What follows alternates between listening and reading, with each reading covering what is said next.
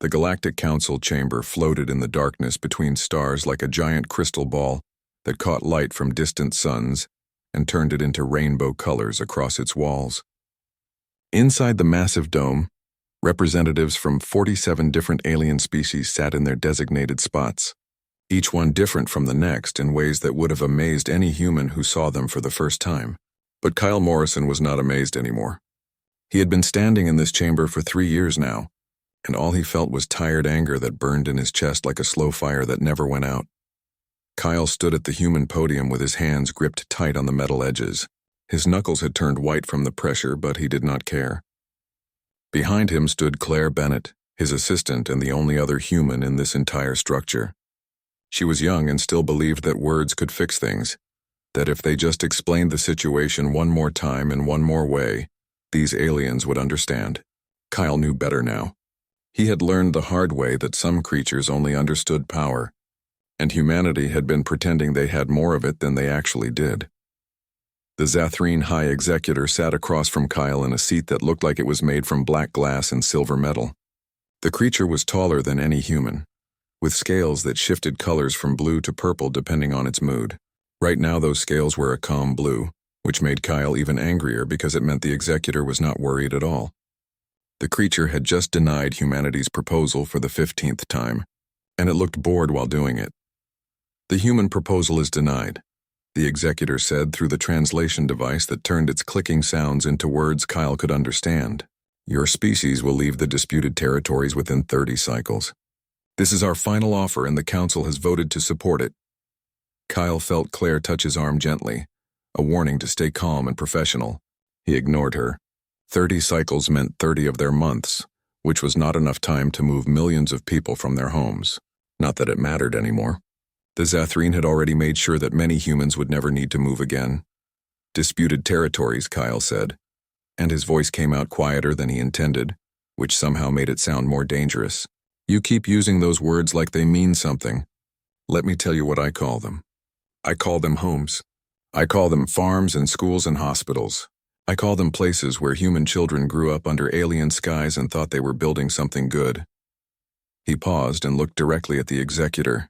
I also call them mass graves now because your fleets burned them from orbit and killed 700,000 civilians. The chamber went silent. Some of the alien representatives shifted in their seats uncomfortably. The Velari delegate, a bird-like creature with feathers that glowed softly in the dim light, looked away from Kyle's eyes. The Korthan representative, something that looked like a floating jellyfish made of light and tissue, dimmed its colors slightly. Even the Mindari, who claimed to be humanity's friends and allies, seemed to find something fascinating about the floor suddenly. Not one species spoke up for humanity. Not one voice said that maybe, just maybe, burning entire worlds full of civilians was wrong. They had all voted, and they had all decided, that the Zathrene had the right to do what they did because of some ancient treaty that gave them claim to space that humans had settled 2 generations ago. The Executor made a sound that the translator turned into something like a sigh.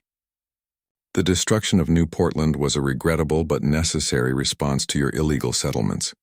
Your species was warned multiple times to vacate the region. You chose to ignore those warnings. Actions have consequences. Actions have consequences, Kyle repeated slowly, like he was testing how the words tasted. You're right about that. You're absolutely right. He reached up and touched the silver star pin on his collar, the one that marked him as Earth's official representative to the Galactic Council. It had been given to him 3 years ago in a ceremony full of hope and speeches about humanity joining the galactic community. He unpinned it carefully and held it up so everyone could see it catch the light.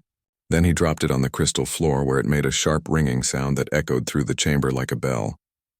Humanity withdraws from these proceedings, Kyle said in a voice that carried to every corner of the dome. Effective immediately, we withdraw from the Galactic Council. We withdraw from the Treaty of Celestial Peace. We withdraw from the Convention on Warfare and all associated agreements. As of this moment, Earth and all human worlds are no longer bound by galactic law. The chamber exploded into noise. Dozens of aliens started talking at once in languages that the translators struggled to keep up with. The Executor rose from its seat to its full height, which put its head almost 3 meters above the floor. Its scales flushed from blue to bright red, which Kyle had learned meant extreme anger. You cannot simply abandon galactic law, the executor said, and now its voice had lost all traces of boredom. You will be declared rogue entities. The entire council will be authorized to take collective enforcement action against your species. Do you understand what that means? Kyle smiled, and it was not a nice smile. It was the kind of smile that showed teeth and promised violence. I understand perfectly. You're saying that you'll treat us like enemies. You'll hunt us and fight us and try to destroy us. He started walking toward the exit with Claire hurrying to keep up. Here's the thing, though. You were already doing that. You've been doing it for 3 years while pretending it was legal. So now we're just going to stop pretending. He reached the massive doors that led out of the chamber and paused with one hand on the frame. He looked back at the executor and all the other aliens who were staring at him like he had lost his mind. Maybe he had. Maybe 3 years of watching his people die while aliens debated the legal definition of genocide had broken something in him. But if it had, he was fine with that. Sometimes you had to break before you could become something stronger. Oh, an executor, Kyle said in a voice that sounded almost friendly. I'm authorized to deliver one more message before I leave. You have 48 hours to evacuate every single Zathrene citizen, soldier, and ship from human space. After that, we stop being responsible for what happens to anyone flying your flag. The executor's scales went from red to almost black, which meant rage beyond measure. You threaten us? You dare threaten the Zathrene Empire? We have 600 worlds under our control. We have fleets that have sailed between stars since before your ancestors learned to make fire. You have 93 worlds and ships that are barely a century old. You are children playing with weapons you do not understand. Kyle's smile got wider. You know what the problem with being ancient and powerful is? You forget that young and desperate is dangerous. You forget that humans spent thousands of years fighting each other before we ever reached the stars. We learned how to wage war on a planet where everything was trying to kill us, and we became the best at it. He pulled the door open. You've never fought anyone who fought back with everything they had. You've never fought a species that learned warfare before they learned mercy. You're about to get an education. This is insanity, the Vehlari delegate called out. You'll be destroyed. Maybe, Kyle agreed. But we'll take a lot of you with us. And maybe that'll teach the rest of the galaxy a lesson about what happens when you stand by and watch innocent people burn. He looked around the chamber one last time. You could have helped us. You could have stood up and said that what the Zathrene did was wrong. But you didn't. You hid behind your laws and your votes and your comfortable neutrality. So now you get to watch what happens when you push humanity into a corner. Claire was pulling at his arm now, trying to get him to leave before he said something that could not be taken back. But Kyle was not done yet. He had one more thing to say. One more message to deliver to these creatures who thought they ruled the galaxy. We tried to be good galactic citizens, Kyle said quietly. We followed your rules and respected your territories and asked politely for justice. And you taught us that none of that matters. You taught us that the only thing the galaxy respects is strength, so thank you for the lesson. We're going to apply it really well. The doors closed behind them with a solid thump that sounded like a book closing or a coffin lid shutting. Kyle walked down the corridor with Claire beside him, and he could hear her breathing fast like she had just run a race. His own heart was pounding, but his hands were steady now. The anger that had been burning in his chest for 3 years had turned into something colder and harder. Something that felt like certainty. Sir, Claire said, and her voice shook a little. What did we just do? Kyle stopped walking and turned to look at her. She was young and scared and probably thinking about everything that was going to happen. Now that humanity had declared itself outside galactic law, he felt bad for her because she was going to have to watch the war that was coming, the war that was already here, really. Just waiting to be acknowledged. We stopped begging, Kyle said. We stopped asking permission to defend ourselves. We stopped being victims. He started walking again, heading toward the docking bay where their ship waited. No.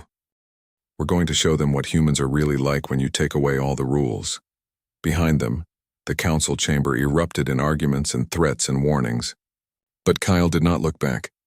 He was done with diplomacy and done with hope that words would fix anything. Earth had sent him here to find peace, and instead he had found the truth about how the galaxy really worked. Now he was going home to tell his people that truth. And then they were going to do what humans had always done when someone pushed them too far. They were going to push back. Admiral Jacob Hayes stood in the war room deep beneath the surface of Earth, surrounded by screens that showed the positions of every human ship and station. scattered across 93 worlds. The room was cold because of all the computers that lined the walls, and the air smelled like metal and electricity. Around the large holographic table in the center stood the leaders of humanity's military forces, and every single one of them looked like they had not slept in days. Jacob knew he looked the same way because he had not slept either. Not since the message came through from Ambassador Morrison 6 hours ago. General Linda Martinez broke the silence first. She was a short woman with gray hair cut, military short, and eyes that had seen too many wars on Earth before humanity ever reached space. "They actually did it," she said, and her voice mixed disbelief with something that might have been pride. Morrison walked out of the council and told the Zathrene to get out of our space or else. "He did more than that," Jacob said, pulling up the full transmission on the holographic display.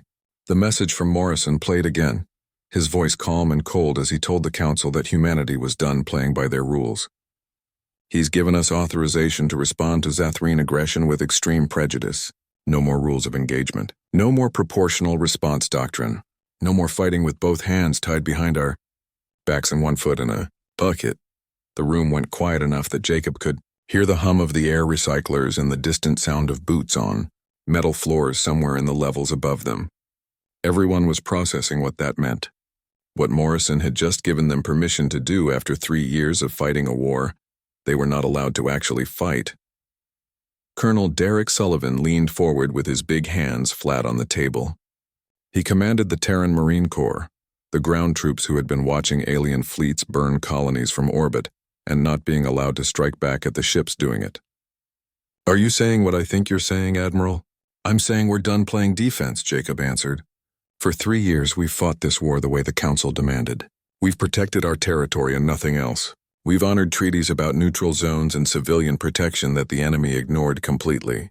We've surrendered ground because the Council said we had to negotiate." He looked around at each face in the room. "That ends right now, today, this minute." Commander Nicole Perry brought up a star chart that showed Zathrene territory in red and human space in blue. She ran the Naval Intelligence Division and knew more about enemy fleet positions than anyone else alive. The Zathrene have 19 major military bases within 3 jump points of human space. Every single one is protected by Council neutrality agreements that say we can't touch them. "We're not part of the Council anymore," Jacob said. "Those agreements don't apply to us. Nicole, I want strike plans for every one of those bases. I want them hit simultaneously. Maximum damage, 0 warning given." "Sir," Captain Ryan Foster interrupted. He was young for his rank, promoted fast because he was smart, and because humanity needed smart officers in a hurry. "The rest of the Council will respond. We'll end up fighting everyone, not just the Zathrene." "No, we won't," Nicole said before Jacob could answer. She highlighted different sections of the galaxy on her display.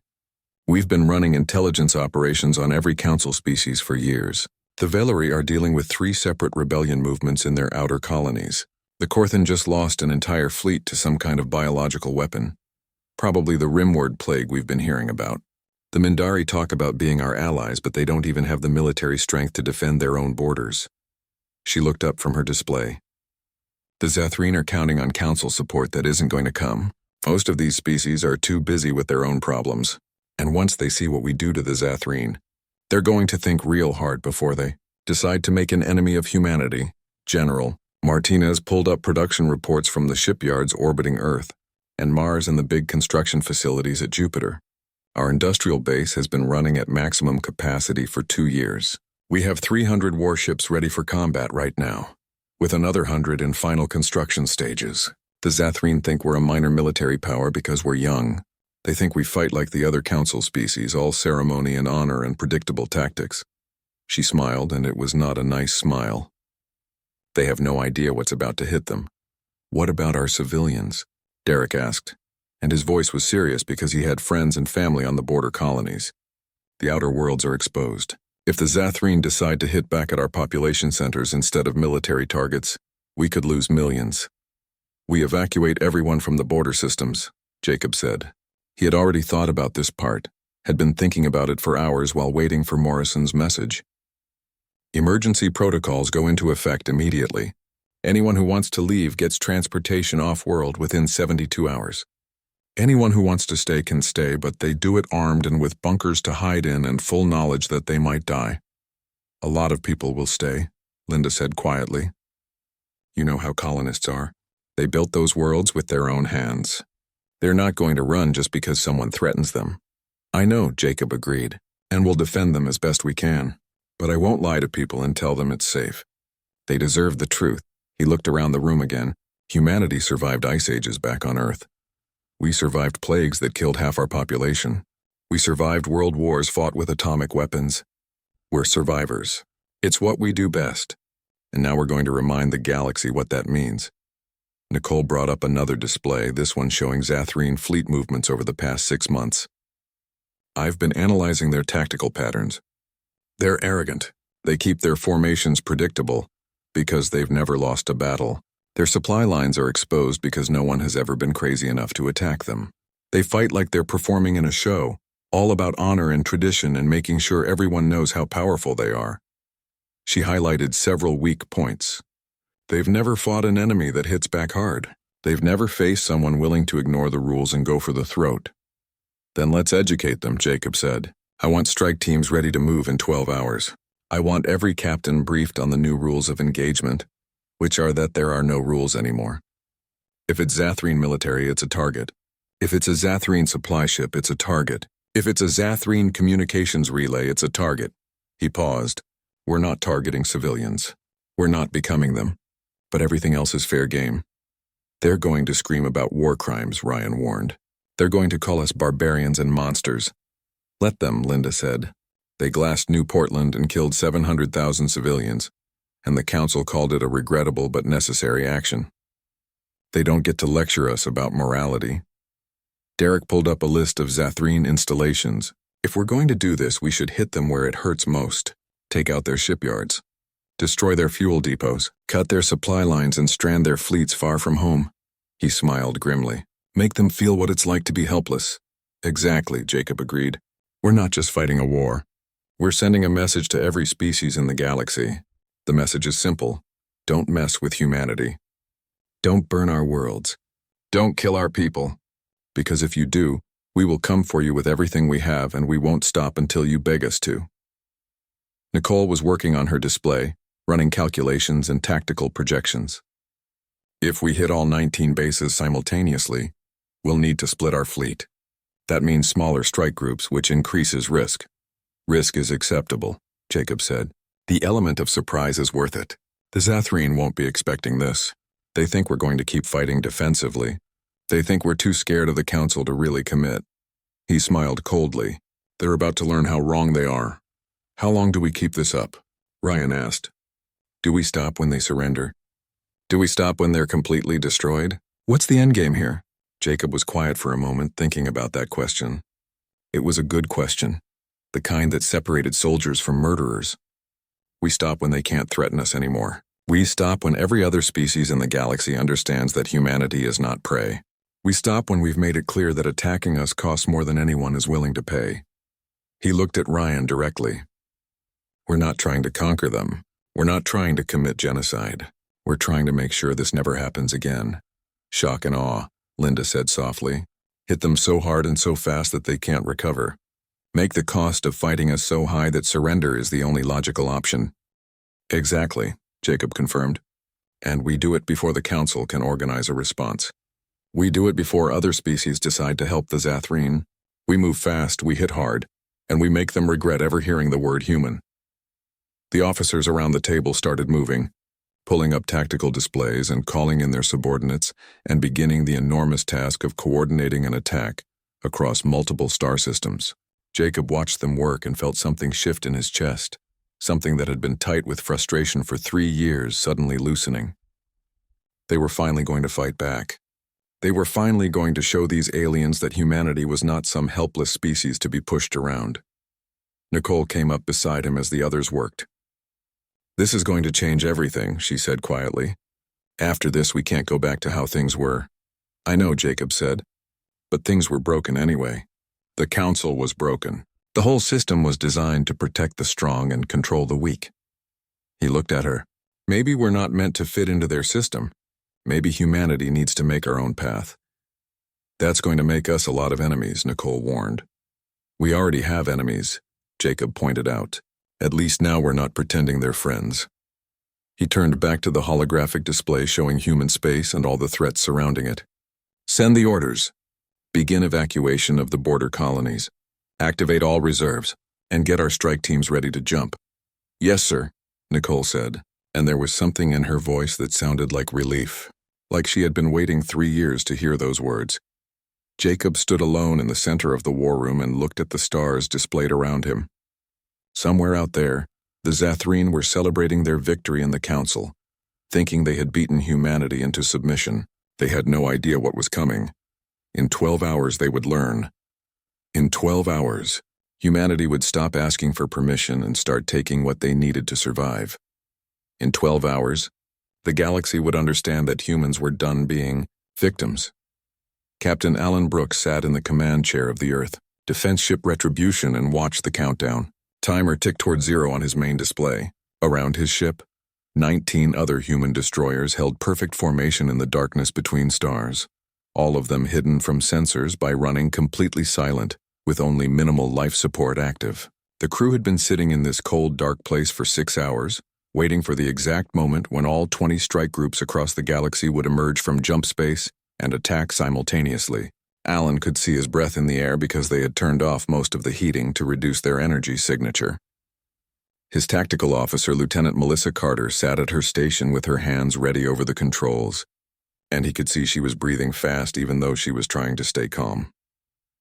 2 minutes to jump, Melissa said quietly, like speaking too loud might give away their position even though there was nobody around to hear them for several light years in any direction. Status of all ships, Alan ordered, and his voice sounded steady even though his heart was hammering in his chest. This was it. This was the moment when humanity stopped playing defense and started hitting back with everything they had. All ships report ready, Melissa confirmed. Weapons charged, jump drives spooled, crews at battle stations.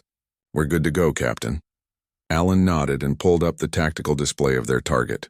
The Zathreen military station called Karvesh hung in orbit around a gas giant named Therex, a massive complex of docking bays and weapons platforms and command centers that housed 12,000 Zathreen personnel. The station serviced the Zathreen Third Fleet, providing fuel and ammunition and repairs for over 50 warships. It had been there for 300 years without ever being threatened, and the Zathreen who worked there probably thought they were completely safe. They had less than 2 minutes left to think that.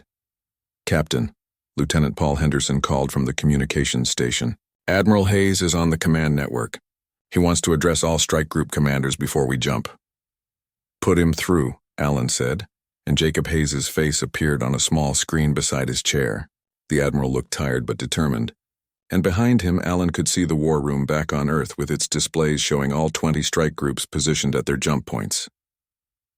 Captains, Jacob said without any preamble or fancy speech. In 90 seconds we jump into Zathreen space and we hit them hard. Some of you might be thinking about the rules we learned in the academy, about proportional response and minimizing casualties and following the conventions of civilized warfare. He paused. Forget all of that. The Zathreen burned our worlds and killed our people, and the galactic community did nothing.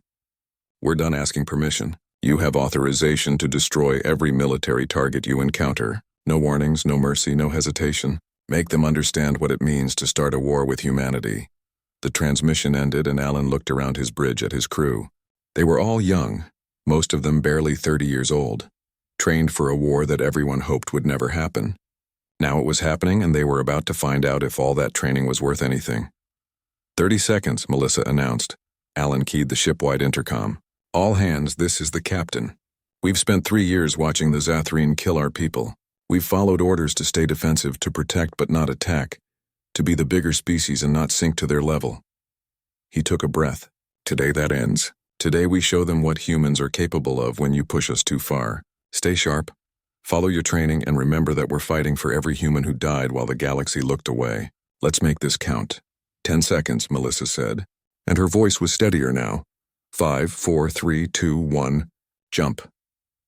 The universe twisted around them in a way that Alan's brain could never quite process no matter how many times he experienced it. Colors that should not exist flashed across the view screens and his stomach tried to turn inside out. and then suddenly they were somewhere else. Emerging from jump space in perfect attack formation around the Zathreen station Karvesh. Multiple contacts, Melissa called out immediately, her fingers flying across her controls. Zathreen frigates, defensive platforms, station weapons systems coming online. They're hailing us on all frequencies. They want to know who we are and what we're doing here. Ignore all hails, Alan ordered. All ships weapons free. Execute attack plan Delta. 20 human destroyers opened fire at the same moment, and the space around Karvesh turned into a storm of energy and metal. The Zathreen had spent 3 years fighting humanity, but they had been fighting humans who followed rules, who announced their attacks, who tried to minimize damage. They had never faced human warships that came out of nowhere with weapons already hot, and no intention of talking first. The defensive platforms died in the first 5 seconds.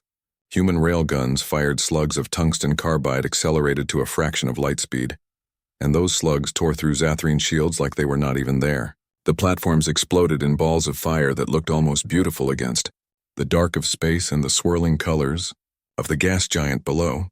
The Zathreen frigates tried to maneuver into defensive positions, but human missiles were already swarming toward them. These were not the simple explosive warheads that most species used.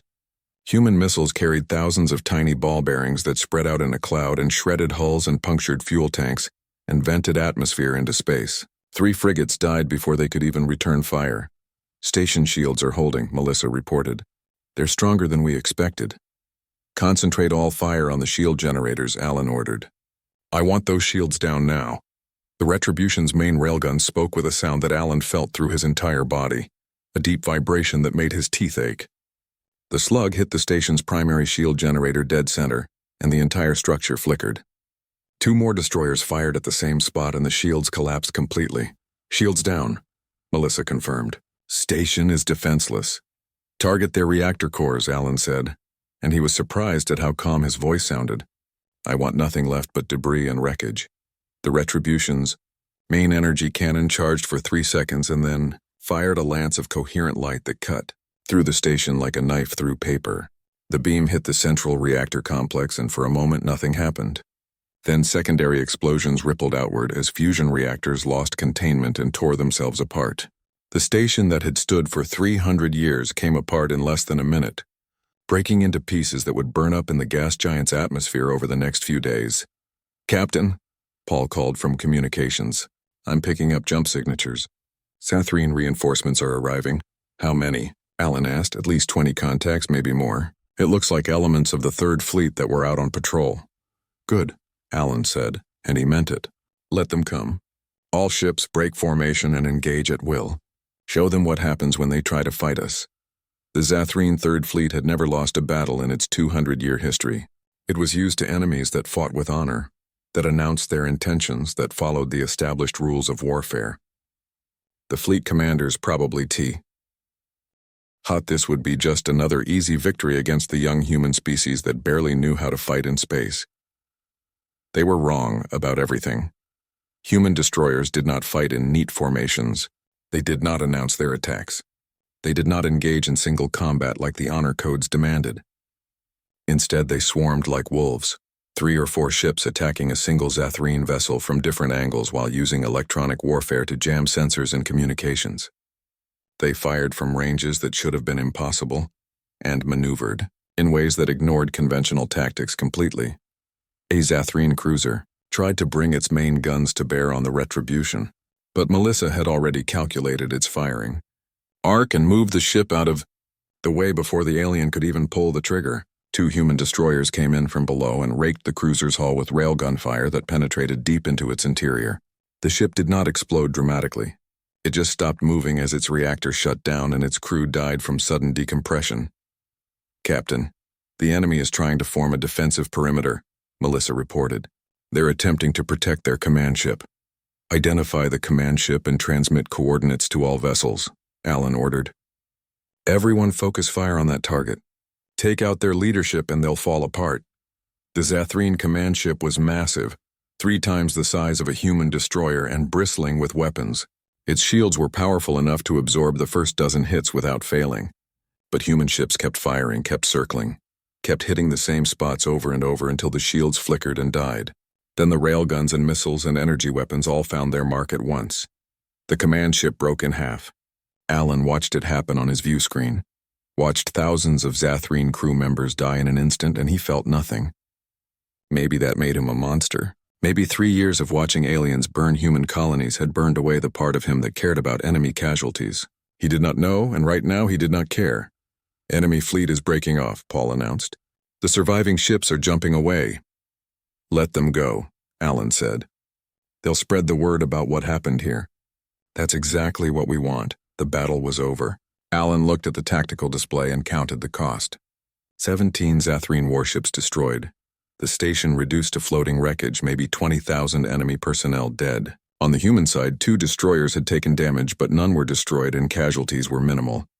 Melissa, compile a full battle report, Alan ordered.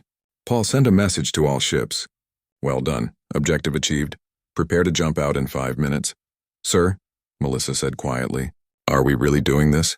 Are we really going to keep attacking until the Zathreen surrender? Alan looked at her and saw doubt in her eyes, saw the same question he had been asking himself. They had just killed thousands of beings who might have had families and dreams and lives they cared about. But then he remembered the images from New Portland, remembered the burned cities and the bodies and the children who died because the Zathreen decided human lives did not matter.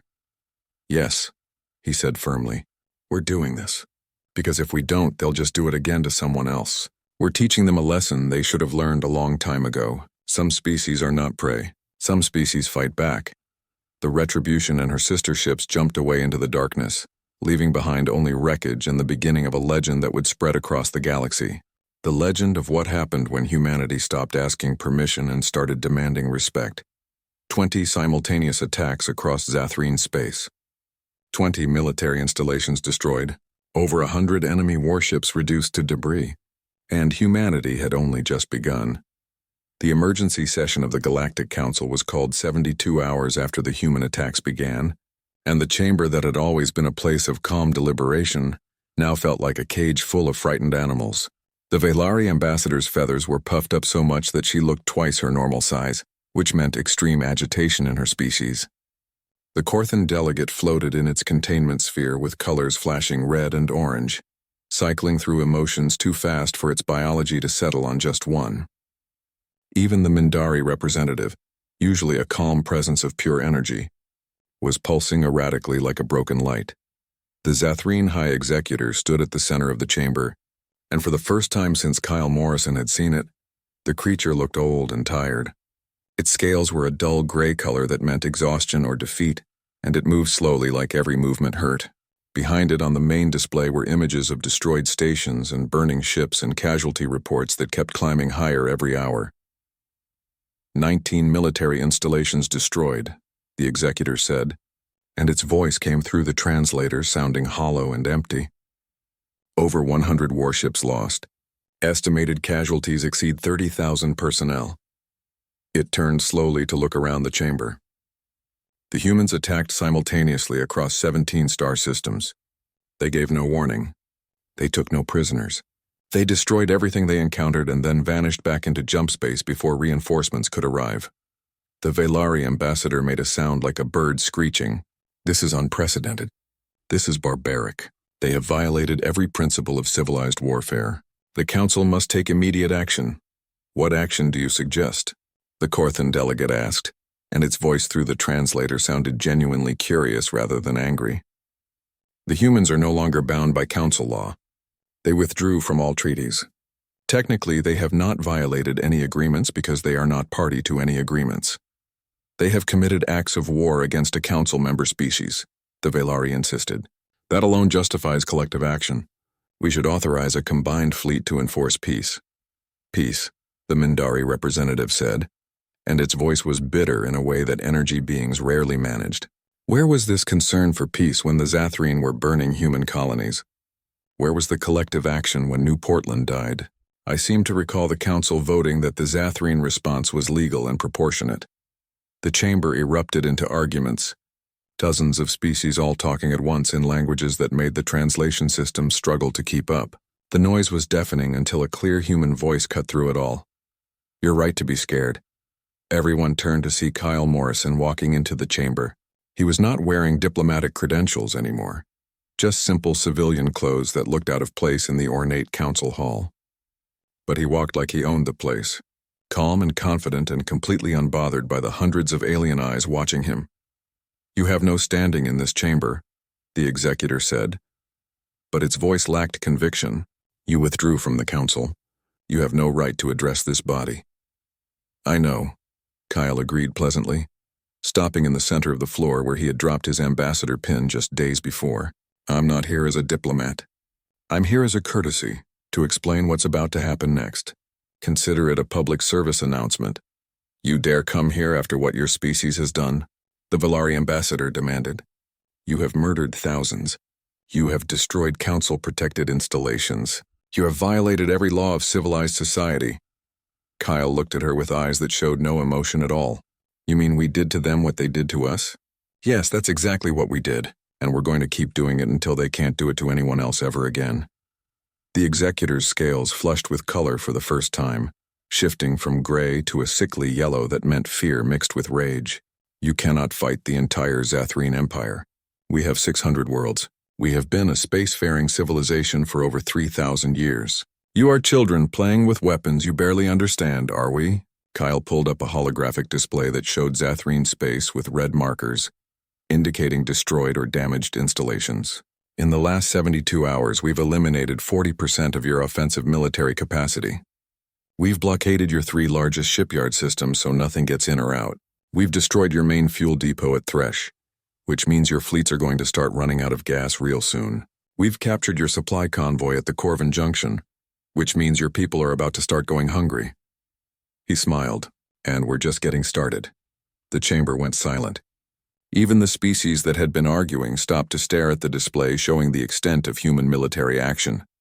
It was more comprehensive than anyone had realized, more devastating than anyone had imagined possible. "What do you want?" the Corthan delegate asked quietly. "What will it take for humanity to stop this campaign?" "Nothing from you," Kyle said, and his tone made it clear he was not interested in negotiating. "This is between humanity and the Zathrene. I'm here to deliver a message to everyone else. Stay out of our way. Don't interfere. Don't send aid to the Zathrene. Don't try to mediate or negotiate or find a diplomatic solution." He looked around the chamber. "Anyone who helps them becomes our enemy. Anyone who gets between us and them gets hurt. It's that simple." "That is a threat against the entire Galactic Council," the Vehlari protested. "You cannot dictate terms to us. We are the legitimate governing body of civilized space. You're a group of species that stood by and watched genocide happen because stopping it was inconvenient," Kyle corrected. "You voted that burning an entire world full of civilians was legal. You decided that human lives were worth less than ancient territorial claims." His voice got harder. "So no, I'm not threatening you. I'm informing you. This is happening. You can stay out of it and be safe, or you can get involved and learn what happened to the Zathrene. Your choice." The Mindari representative pulsed with what looked like approval. Some of us argued for intervention on humanity's behalf. Some of us said the Zathrene had gone too far, but we were outvoted. The council chose neutrality over justice. "Neutrality?" Kyle repeated the word like it tasted bad. "You know what neutrality means?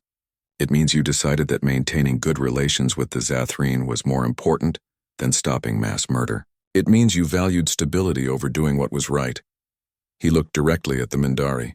"And now you get to watch what happens when you push a species into a corner and force them to save themselves." A new delegate spoke up, representing a species called the Thriss that Kyle had never dealt with before. "What is humanity's endgame? Do you intend to conquer Zathrene space? To commit genocide in return for genocide?" "No," Kyle said firmly. "We're not conquerors and we're not murderers. We're defenders who got tired of asking permission to defend ourselves. Our goal is simple. Make the cost of fighting humanity so high that no one ever tries it again. Show the galaxy that we're not prey. Prove that young and desperate beats old and arrogant every single time." "You will be destroyed," the executor said, but it sounded like the creature was trying to convince itself rather than Kyle. "Eventually your ships will break down. Your ammunition will run out. Your people will grow tired of war. We can outlast you." Kyle laughed, and it was a sound without humor. "You really don't understand humans at all, do you? We spent 10,000 years fighting each other on one planet. We perfected warfare while you were learning to sail between stars peacefully. We know how to hate, how to sacrifice, how to keep fighting long after any sane species would have given up. He moved closer to the executor. You think you can outlast us? We held grudges for centuries back on Earth. We fought wars that lasted generations over insults to our ancestors. You started this fight 3 years ago. We're just getting warmed up. The executor seemed to shrink back, and Kyle realized the creature was actually afraid. Good. It should be afraid. Every species in this chamber should be afraid, because they were finally seeing what humanity really was under all the diplomatic niceties and peaceful intentions. The Council will remember this day, the Velari ambassador said coldly. Humanity has revealed itself to be a violent and unstable species. When this war is over, assuming your species survives, you will find yourselves isolated and alone in the galaxy. We're already alone, Kyle pointed out. You made sure of that when you refused to help us. The difference is now we're alone and dangerous instead of alone and vulnerable. He started walking toward the exit. You want to isolate us? Go ahead. We'll build our own alliances with species that understand that friendship means something. We'll create our own coalition based on actual mutual defense instead of empty promises and procedural votes. You're destroying the Galactic Order, the Corthan observed, the system that has maintained relative peace for thousands of years. Kyle stopped at the doorway and looked back. Your Galactic Order let 700,000 humans burn to death while you debated legal definitions.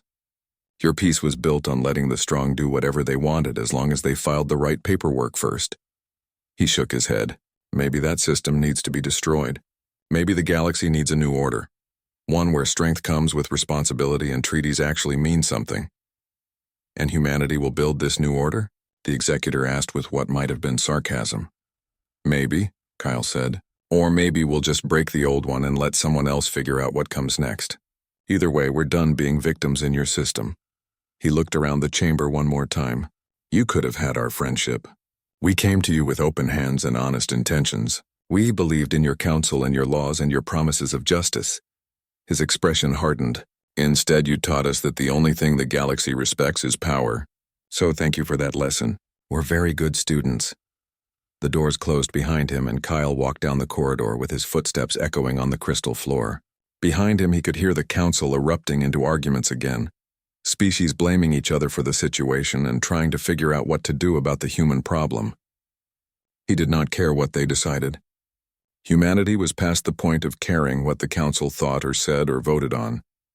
In his pocket, Kyle's communication device buzzed with a message from Admiral Hayes. The Zathrene had requested a meeting to discuss terms. They wanted to negotiate. They wanted the attacks to stop.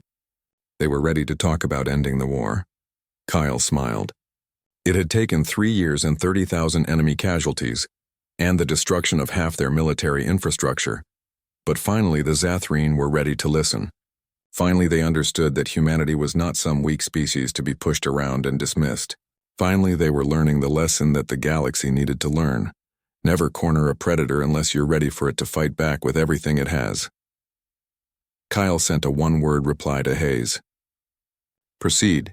Then he headed for the docking bay where his ship waited to take him home to Earth.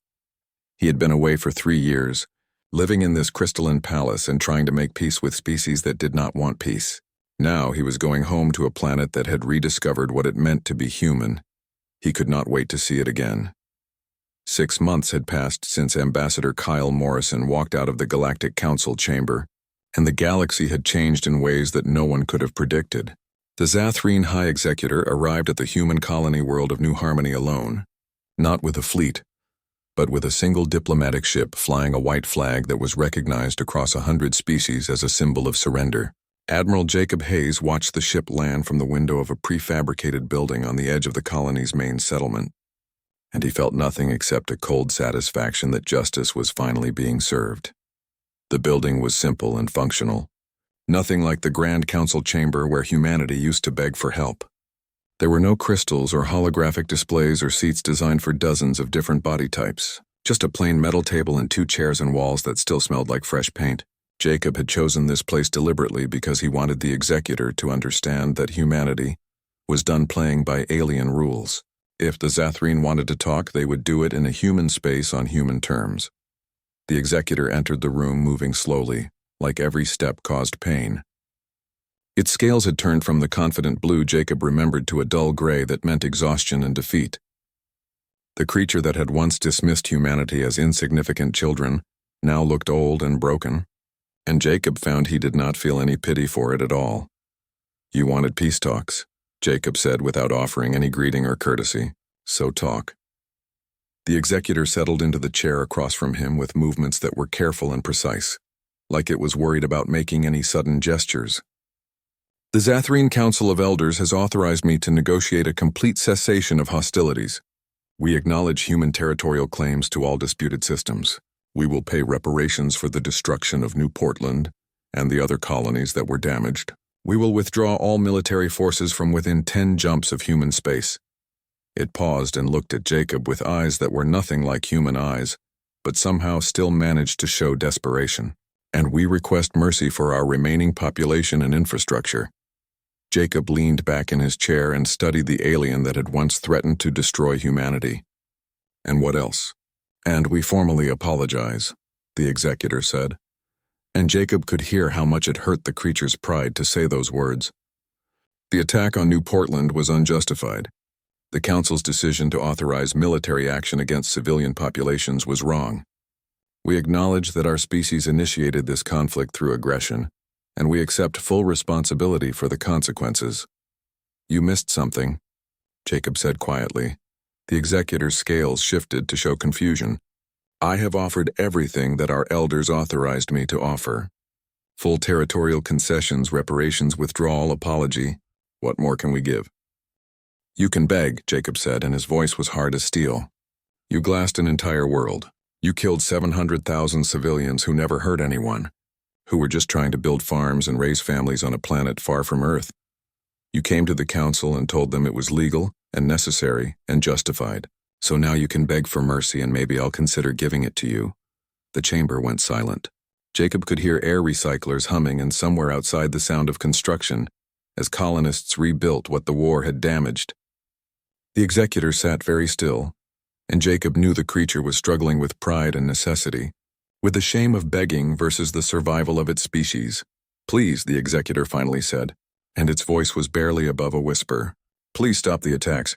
We have lost half our military fleet. Our economy is collapsing. Our shipyards are destroyed. Our supply lines are cut. Our people are starving on worlds that used to be prosperous." It looked up at Jacob. "You have proven your point. You have shown the galaxy that humanity cannot be threatened. Please, we beg you, no more destruction." Jacob let the silence stretch out for a long moment, let the executor sit with its shame and fear. Part of him wanted to say no, wanted to keep hitting the Zathrene until they were completely broken, until every last one of them understood what it felt like to watch their worlds burn. But he was not here to commit genocide. He was here to make sure this never happened again. "Here are humanity's terms," Jacob said finally. "Complete Zathrene withdrawal from all disputed territories within 60 days. Reparations equal to 3 times the cost of rebuilding New Portland and every other damaged colony. A formal apology broadcast on every council channel and every news network in Zathrene space. And a permanent human military base at the border between our territories to make sure you never forget what happens when you threaten us." "Agreed," the executor said immediately, with no hesitation or negotiation. "All terms are acceptable." "I'm not finished," Jacob continued. "Humanity is formally withdrawing from the Galactic Council permanently. We're done participating in a system that let genocide become a policy debate. We'll maintain diplomatic relations with individual species, but we will never again accept Council authority over human affairs." The executor nodded slowly. "The Council has already discussed this possibility. Many species believe the Council will be weaker without human participation." "The Council was already weak," Jacob pointed out. "That's why we're leaving. But we're not going to isolate ourselves completely. We're establishing something new, something we're calling the Terran Defense Coalition. Any species that wants real mutual defense, that's willing to actually stand with their allies instead of voting on whether to help them, can join us. We're offering genuine protection based on genuine commitment, an alliance outside Council authority," the executor said. "That will change the balance of power in this entire sector of the galaxy." "It already has," Jacob said. "The Velari have asked to join. So have the Thriss and the Manthari and half a dozen smaller species that are tired of being pushed around by the big empires. We are not interested in conquest or building an empire of our own, but we're also never going to be victims again, and we're going to make sure our allies don't become victims either. The executor was quiet for a moment, processing this information.